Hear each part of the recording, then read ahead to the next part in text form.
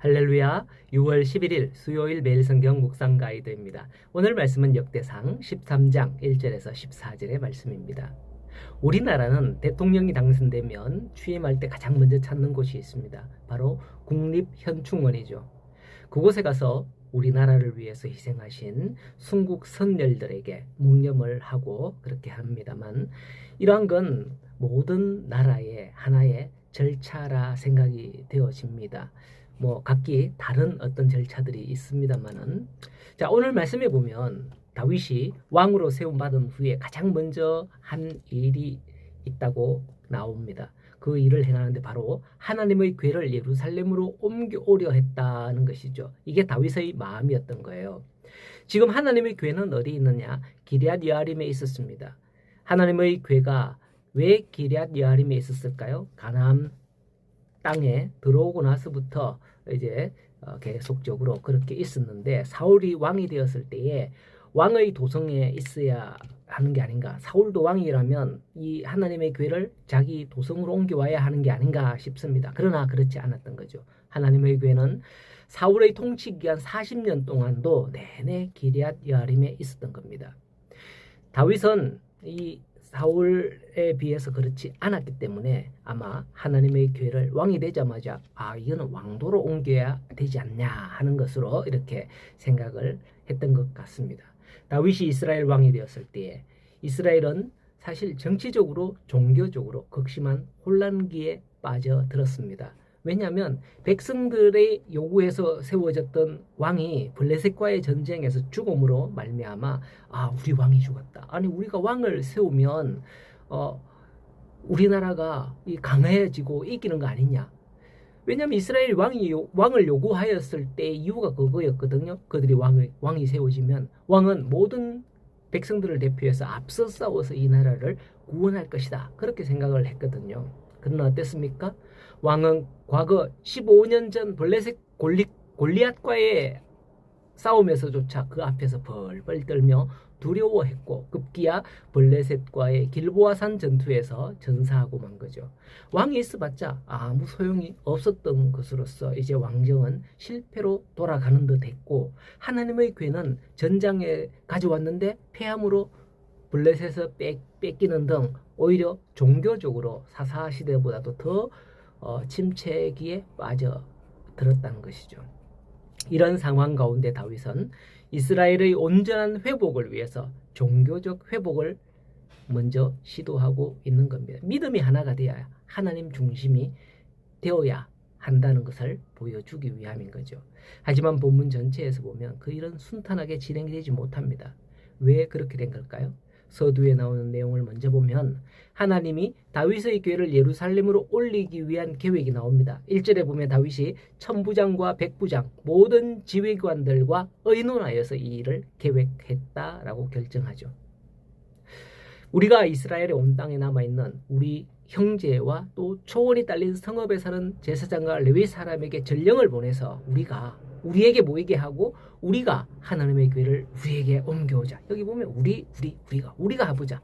이런 내용들이 나옵니다. 이 말씀의 내용에서 다윗은 하나님의 궤를 예루살렘으로 옮겨오기 위해서 계획하는데, 누구와 계획하느냐? 바로 천부장, 백부장, 지휘관들, 이런 자들과 의논하고 우리가 다 계획해서 한다는 것이에요.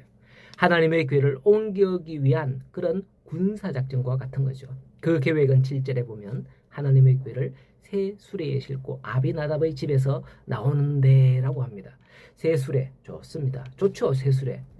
새 건물, 새 성전. 우리 울산 섬김의 교회가 재작년인가요? 밑에 1층으로 새 성전 내려왔을 때 참 좋았잖아요. 그죠? 새 성전. 지금도 깨끗하고 좋습니다만 새 수레 좋습니다. 하나님을 모시는데 새 걸로 해야죠. 그런데 무엇이 잘못되었을까요? 그것은 바로 하나님의 제사장들과 의논하지 않는 데서부터 문제가 생기는 거예요. 율법에 기록되기를 하나님의 궤는 레위인 중 고핫 자손의 제사장이 항상 어깨에 메어서 이동하도록 되어 있습니다. 출애굽 후 광야 40년을 그렇게 하나님의 궤는 여기저기 이동을 했었습니다. 그런데 이것은 다윗과 군 지휘관들이 계획한 방법은 군대의 방법인 거죠. 하나님의 방법이 아니에요. 그래도 최고의 예를 갖춘다고 새 수레를 준비하고 싣기는 했지만은 그래도 그게 용납되는 하나님 앞에 용납되는 방법은 아니었던 거죠. 왜 그들이 이런 방법을 취했을까요? 그것은 아마도 과거에 블레셋에서 빼앗겼던 그 하나님의 괴가 이제 이스라엘로 돌아올 때에 수레에 싣고 왔다 하는 것을 추정해서 만든 게 아닐까 생각이 되어집니다. 그냥 사람들이 했던 방법대로 했다는 거죠. 우리는 세상의 방법으로 하나님을 섬기려 해서는 안 된다는 것을 이 말씀에서 아셔야 합니다. 하나님의 괴를 수레에 싣고 나올 때 우사와 아효가 수레를 몰았어요. 그들은 하나님의 괴를 모시고 있었던 아비나답의 제사장 두 아들이에요. 그들은 괴를 운반하면서 하나님의 괴 앞에서 각종 악기를 동원하며 하나님을 찬양했을 거예요. 이 자체만 보면 하나님의 괴 운반 모습은 참으로 은혜스럽게 참 이렇게 잘 진행되었다고 할 수가 있습니다. 그럼에도 불구하고 다윗은 하나님의 괴를 예루살렘으로 옮겨야 한다는 데만 치중한 나머지 하나님의 방법을, 하나님의 규례를 살피지 않음으로써 실수를 범하고 말았던 겁니다. 그렇다고 다윗이 고의로 실수를 범한 것은 아니었습니다. 어느 누구도 그것을 알지 못했기 때문에 무지해서 지금 생긴 실수거든요. 하지만 하나님께서는 그렇다고 해도 그것을 용납해 주지 않으셨음을 이후 내용에서 볼 수 있거든요. 9절에 기돈 타작 마당에서 이르네 소들이 띠므로 괴가 떨어질까 하여 우사가 손을 탁 내서 괴를 붙들었다가 하나님의 진노로 치심으로 우사의 몸이 찢어져 죽었다고 합니다. 아마도 하나님께서 이 죄를 우사에게 물으신 게 아닌가 그렇게 생각이 되어집니다. 하나님의 괴 곁에서 괴를 지켰던 아비나답의 아들입니다. 그렇다면 그들은 하나님의 괴를 오랫동안 지켰기 때문에 이 괴를 어떻게 해야 되는지 잘 알 거예요.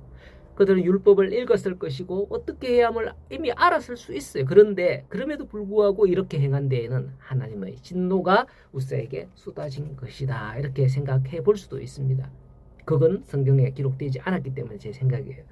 다윗은 이것을 보고 이제 이곳을 베레사 우사다라고 그렇게 명명합니다. 그 지명을. 우사라는 이름의 뜻은 사실은 여호와는 나의 힘이라는 뜻이에요. 예, 그 앞에 베레스 우사라고 했는데 베레스는 뭐냐면 폭발, 파열 뭐 이런 의미가 있습니다.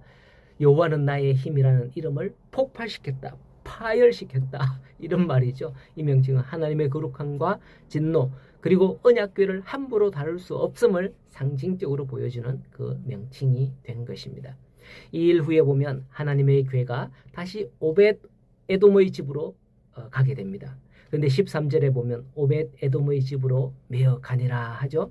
아마도 이미 그들은 알고 있었을지도 몰라요. 궤를 어떻게 옮겨야 하는지. 왜냐하면 이 일로 말미암아 궤를 어떻게 옮겨가고 있다고 메고 옮겨갔다라고 합니다. 그렇습니다. 오늘날 우리가 하나님을 믿고 섬기면서 우리는 성경 말씀을 통해서 하나님을 어떻게 믿어야 하는지 이미 듣고 알고 있어요. 그럼에도 불구하고 내 방법대로 내 힘으로 세상의 방법과 수단으로 하는 게 있지 않냐 하는 것이죠.